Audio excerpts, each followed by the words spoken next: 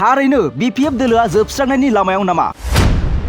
हाग्रामा महिलारिया गावनि बिपिएफ दोलोखौ दैदेननायाव फेलें जादों नामा? जायनि जाहोनाव बिपिएफ दोलोनि मावथि सोद्रोमाफोरा बिपिएफ दोलो नागारनानै प्रमद बर' दैदेननाय इउपिपिएल दोलोआव जयेन जागासिनो दं।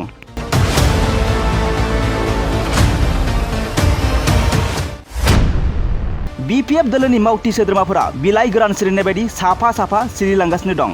नंगौ, दिनै चिरां जिल्ला बिजनी फानबारियाव इउपिपिएल दोलोनि गेदेर जयनिं हाबाफारि जानानै थाङो।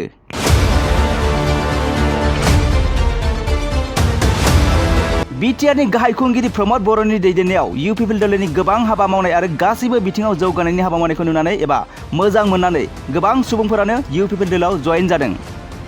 थिग बेबायदिनो दिनैबो बिजनी फानबारियाव बिपिएफ दोलोनि गोबां रोजा रोजा सुबुंफोरा बिपिएफ दोलो नागारनानै इउपिपिएल दोलोआव जयेन जाफैदों।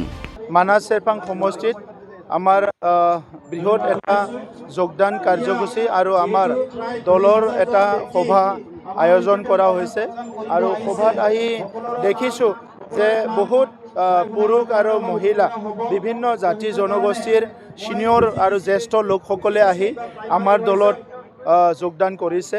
মই তেখেত সকলোকে আমাৰ দললৈ আদৰণি জনাইছোঁ। আৰু মানাস চেৰপাং সমষ্টি আগৰ পৰাই আমাৰ ভাল আছিলে, কিন্তু ইমান বৃহৎ এটা সংখ্যক আজি আমাৰ যিসকল সিনিয়ৰ লোক আহি দলত যোগদান কৰাত আমাৰ দল অধিক শক্তিশালী হৈ আহিছে। আৰু বিটিআৰৰ যিটো নেক্সট ইলেকশ্যন হ'ব, ইয়াত আজিৰ যদি স্থিতিটো চাবলৈ যায় 40টা সমষ্টিৰ ভিতৰত বহুখিনি সমষ্টি ইউপিপিএলৰ কাৰণে ভাল হৈ আহিছে।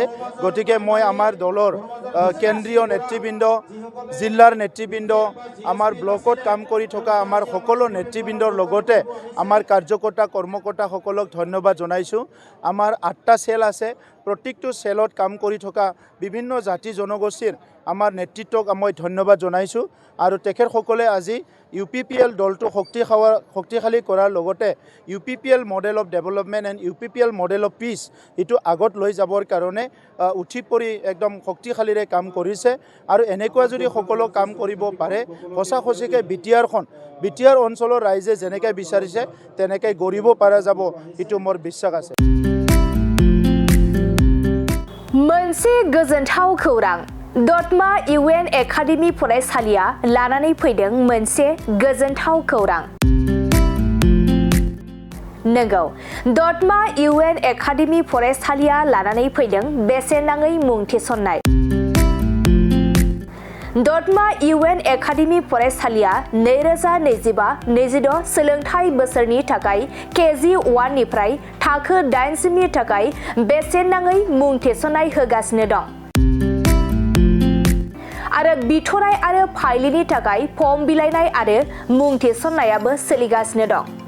आरो दतमा इउएन एकाडेमि फरायसालियाव हौवासा आरो हिनजावसाफोरनि थाखाय हस्टेलनि खाबुबो दं।